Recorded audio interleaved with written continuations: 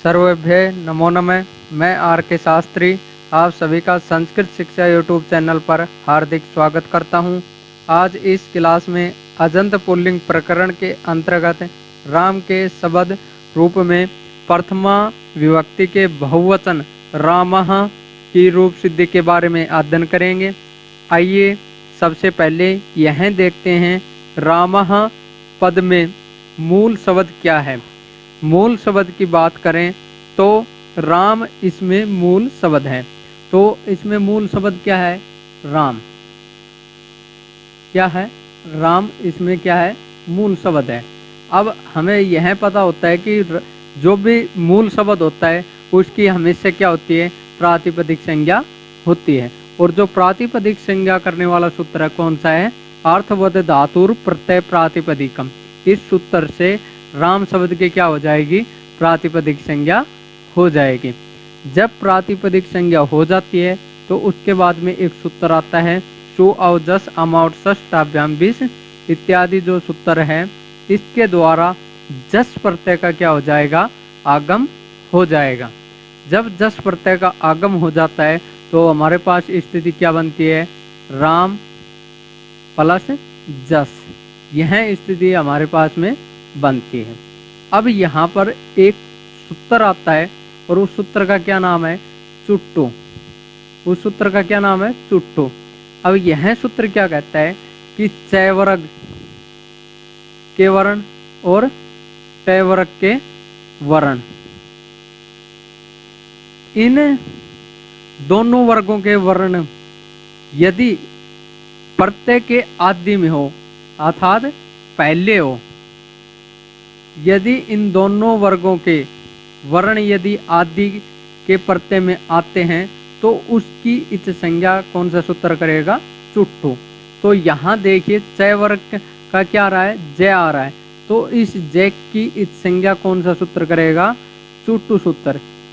चुट्टू सूत्र के द्वारा इस जय की क्या हो जाएगी? इच संज्ञा हो जाएगी।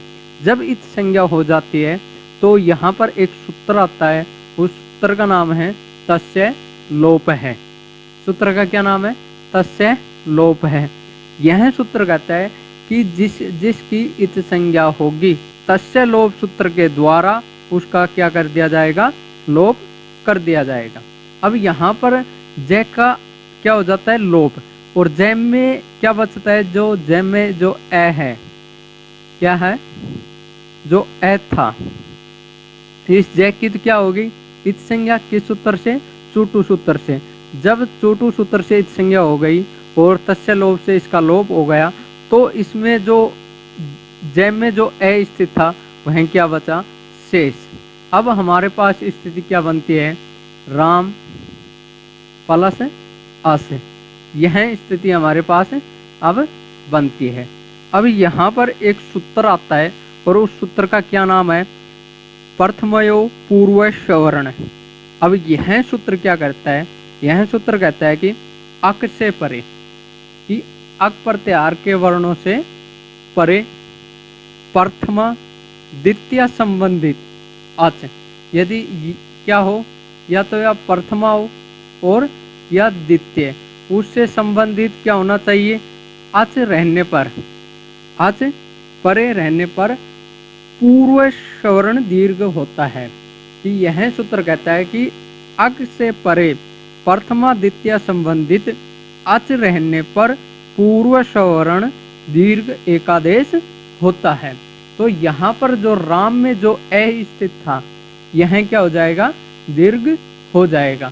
जब यहाँ दीर्घ हो जाता है तो हमारे पास स्थिति क्या बनती है? रामास। यह स्थिति हमारे पास बनती है। अब यहाँ पर देखिए, यहाँ एक सूत्र आता है और उस सूत्र का क्या नाम है? हलंत्यम। देखिए यहाँ पर ये जो स है, क्या जो जस का जो अस बचा था और अस में जो स है, इस स की हलंत्यम सूत्र से इसकी इच संज्ञा प्राप्त थी। लेकिन यहाँ पर एक सूत्र आता है और उस सूत्र का क्या नाम है? नए विभक्तौ तुष्मा। यह सूत्र क्या कर देता है? निषेध। तो इस सूत्र की बात करें तो यह सूत्र क्या कहता है कि विभक्ति अर्थ में यदि तय वर्ग क्या, तैवर्ग, से और मैं, ये तीन, तैवर्ग, सैवर्ण और मैवर्ण, यदि किसी भी प्रत्यय के अंत में होंगे तो उनकी इत संज्ञा नहीं होगी। किस सूत्र के द्वारा, न विभक्तौ तुष्मा। तो यह सूत्र क्या कर देता है, हलंतम जो हलंतम इत संज्ञा प्राप्त था उसका क्या कर देता है, निषेध। कौन सा सूत्र, न विभक्तौ तुष्मा। अब जब यह निषेध कर देता है तो हमारे पास स्थिति क्या बनती है, वही वापिस रामास। अब देखिए, अब यहाँ पर एक सूत्र आता है और उस सूत्र का क्या नाम है, ससजुसो रू। अब यह सूत्र क्या कहता है कि जो स था, तो कौन सा स, जो जस का जो अस है बना और अस में का क्या हो, वहाँ दीर्घ हुआ और दीर्घ होने के बाद में जो स बचा उस स के स्थान पर, या इस स के स्थान पर क्या कर देगा, रू। किस सूत्र के द्वारा, ससजुसो रू। इस सूत्र के द्वारा स का क्या हो जाता है, रू। अब यहाँ पर एक सूत्र और आता है और उस सूत्र का नाम क्या है, उपदेश अजनुनासिका इत। अब यह सूत्र क्या कहता है कि उपदेश अवस्था में अच अनुनासिक की क्या होती है, इत संज्ञा होती है। अब यहाँ पर जो रू है हमारे पास, यह क्या है, उपदेश है। उपदेश अवस्था में क्या है, अच अनुनासिक है। तो यहाँ पर इस सूत्र के द्वारा, किस सूत्र के द्वारा, उपदेश अजनुनासिका इत, इस सूत्र के द्वारा इस रू की क्या हो जाएगी, इत संज्ञा। और इत संज्ञा होने के बाद में तस्य लोप सूत्र के द्वारा इस रू का क्या हो जाता है, लोप हो जाता है। जब इस सूत्र का लोप हो जाता है तो इस रू में से केवल क्या बचता है, र, ये बचता है और ये हलंत र बचता है, अर्थात स्वर रहित र हमारे पास बचता है। अब हम यह जानते हैं कि जो भी स्वर रहित व्यंजन बचेगा, अर्थात स्वर रहित जो वर्ण बचेगा उसकी हमेशा क्या होती है, अवसान संज्ञा होती है। अब यहाँ पर अवसान संज्ञा करने वाला सूत्र कौन सा है, विरामो अवसानम। इस सूत्र के द्वारा इसकी क्या हो जाएगी, अवसान संज्ञा हो जाती है। अब यहाँ पर अवसान संज्ञा हो जाने के बाद में यहाँ पर एक सूत्र आता है और उस सूत्र का क्या नाम है, खरवसानियों विसर्जनीय है, यह सूत्र आता है। अब यह सूत्र क्या कहता है कि खर प्रत्याहार से परे तथा अवसान में पदांत रेफ को विसर्ग होता है। यह सूत्र क्या कहता है, खर प्रत्याहार से परे तथा अवसान में पदांत की जो अवसान संज्ञा हुई है, किसकी हुई है, र की, स्वर रहित र की क्या हुई है, अवसान संज्ञा हुई है। या तो क्या होना चाहिए, इसमें खर प्रत्याहार से परे हो और अवसान में पदांत रेफ हो, तो उसका क्या हो जाता है, र का क्या हो जाता है, विसर्ग हो जाता है। र का क्या हो जाता है, यहाँ पर विसर्ग हो जाता है। किस सूत्र के द्वारा, खरवसानियों विसर्जनीय है। इस सूत्र के द्वारा यहाँ पर र का क्या हो जाता है, विसर्ज। जब यहाँ र का विसर्ग हो जाता है तो हमारा यहाँ एक रूप सिद्ध हो जाता है, रामः इति रूपम सिद्धम। यह हमारा रूप सिद्ध हुआ। अब हम अगली रूप सिद्धि सिद्ध करने का प्रयास करेंगे। तो अब यहाँ अगली सिद्धि आती है रामान। अब उसी प्रकार हम देखेंगे रामान में मूल शब्द क्या है, राम। अब राम जो मूल शब्द है तो इसकी क्या होगी, प्रातिपदिक संज्ञा होगी। और प्रातिपदिक संज्ञा करने वाला सूत्र कौन सा है, अर्थवद धातुर प्रत्यय प्रातिपदिकम। इस सूत्र के द्वारा यहाँ क्या हो जाएगी, प्रातिपदिक संज्ञा हो जाएगी। जब प्रातिपदिक संज्ञा हो जाती है उसके बाद में यहाँ एक सूत्र आता है, सु औ जस अम औट सस इत्यादि जो सूत्र है, इसके द्वारा देखिए रामान कौन सा वचन है, द्वितीया का बहुवचन। तो इसमें जो प्रत्यय आएगा वह भी द्वितीया का क्या आएगा, बहुवचन। तो सु औ जस अम औट सस, तो इसमें जो प्रत्यय आएगा वह कौन सा प्रत्यय आएगा, सस। किस सूत्र के द्वारा? सु औजस अम और सस टाभ्याम जो इत्यादि जो सूत्र है इसके द्वारा सस प्रत्यय का क्या हो जाएगा? आगम हो जाएगा।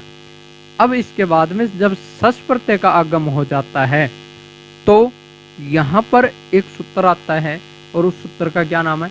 लसक्व तद्दिते। उस सूत्र का क्या नाम है? लसक्व तद्दिते। यह सूत्र क्या कहता है कि ल, स और कु अर्थात यह सूत्र क्या कहता है? ल वर्ण, श वर्ण और क वर्ण से ये तीन वर्ण ल, स और क वर्ग के वर्ण सभी तद्दित से भिन्न हो तो उसकी ल, स और क वर्ग के वर्णों की क्या हो जाएगी? इत संज्ञा हो जाएगी।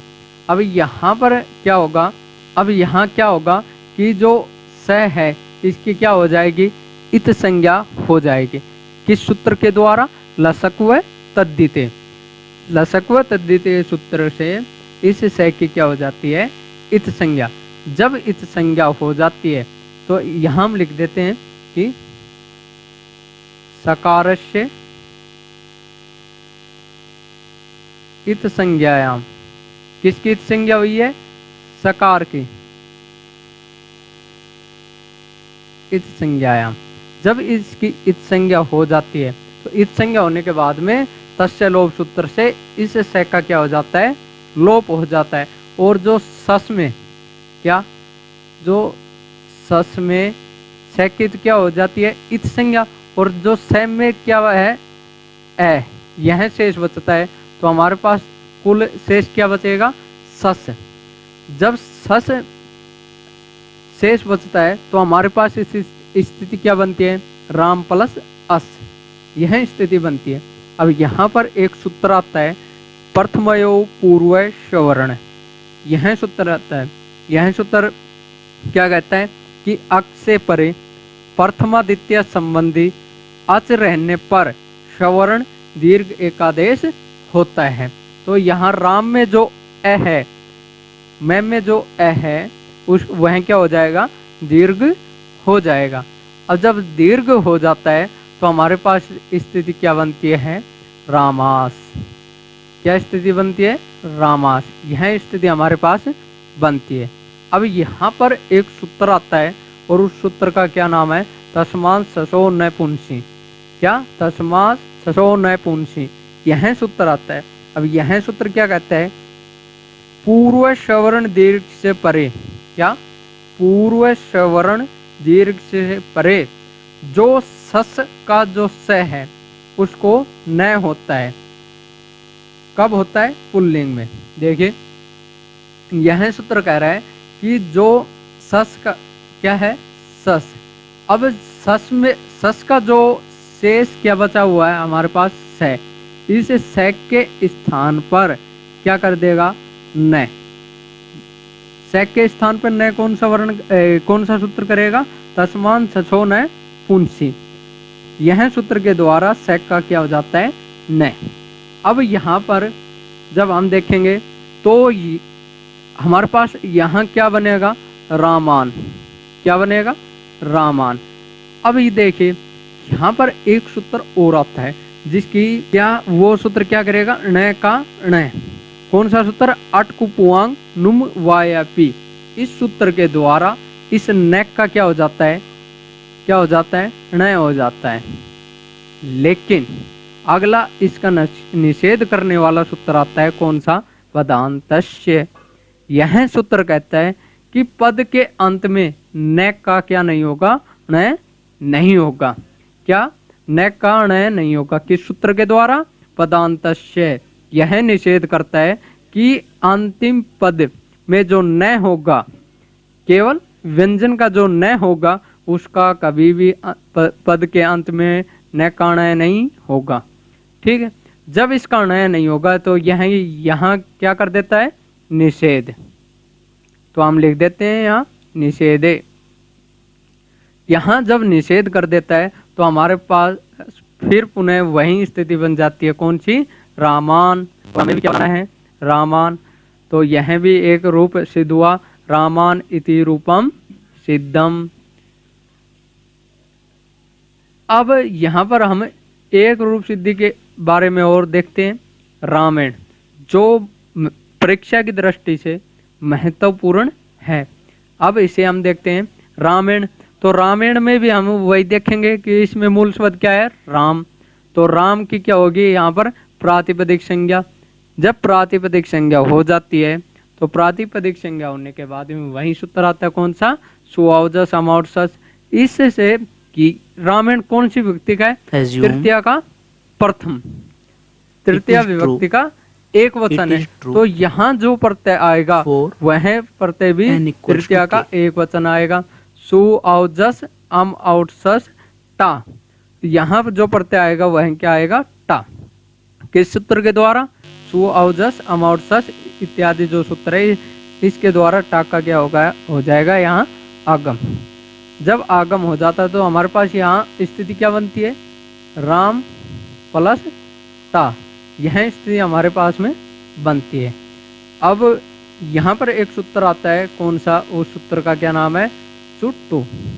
इस चुट्टू सूत्र क्या कहता है कि चय वर्ग और टय वर्ग के वर्णों में, यदि इन वर्णों में, कौन कौन से वर्णों में, चय वर्ग का और टय वर्ग के वर्ण यदि किसी प्रत्यय के आदि में आ जाते हैं तो उसकी इत संज्ञा करने वाला सूत्र कौन सा होगा, चुट्टू। तो चुट्टू जब इसकी टाक की क्या कर देता है, इत संज्ञा, और जब इत संज्ञा हो जाती है तो उसका तस्य लोप सूत्र के द्वारा इसका क्या हो जाता है, लोप हो जाता है। अब यहाँ पर एक सूत्र आता है तांग सिंह स्वामीनाथ शाह। यह सूत्र क्या कहता है कि अदंत अंग से परे ताक को इन, नसी को आत और नस को श आदेश करता है। यह सूत्र क्या कहता है, यह देखते हैं। यह सूत्र कहता है अदंत अंग से परे हो, और कौन कौन से परे हो, टाक के स्थान पर क्या कर देगा, इन, नसी के स्थान पर क्या कर देगा, आत, और नस के स्थान पर क्या कर देगा, श। अब यह सूत्र कौन सा, इस सूत्र के द्वारा तांग सिंह स्वामीनाथ शाह सूत्र के द्वारा अदंत अंग से परे टाक को इन, नसी को आत, नस को श आदेश होता है। अब यहाँ पर जब आदेश होगा तो यहाँ पर जो हमारे पास स्थिति बनती है वह क्या बनती है, राम प्लस इन, यह स्थिति हमारे पास बनती है। अब यहाँ पर देखेंगे, यहाँ एक सूत्र आता है आदगुण। यह क्या करता है, गुण करता है। अब देखिए हमारे पास स्थिति यह थी राम प्लस इन, यह स्थिति थी। अब इसमें देखिए राम में क्या है, इसमें ए है, इधर क्या है, ई। अब जब हम इन दोनों का वर्ण संयोग करते हैं तो क्या बनता है, ए। यह स्थिति बनती है और इस प्रक्रिया को हम क्या कहते हैं, गुण कहते हैं। गुण किस सूत्र के द्वारा, आदगुण सूत्र से इसका क्या हो जाएगा, गुण हो जाएगा। जब इसका गुण करते हैं तो हमारे पास स्थिति बनती है राम धन ए प्लस न, यह स्थिति हमारे पास बनती है। अब जब हम इनका वर्ण संयोग करते हैं तो हमारे पास क्या बनता है, रामेन, यह स्थिति बनती है। अब यह स्थिति बनती है तो उसके बाद में एक क्या आता है, एक सूत्र आता है, उस सूत्र का नाम है अटकुपुआंग नुम वायापी। यह सूत्र क्या कहता है कि जो न है इसके स्थान पर क्या हो जाएगा, न हो जाएगा। अब आप कहेंगे कि आपने तो यह बताया था कि अंतिम जो न है उसका न का न नहीं होगा।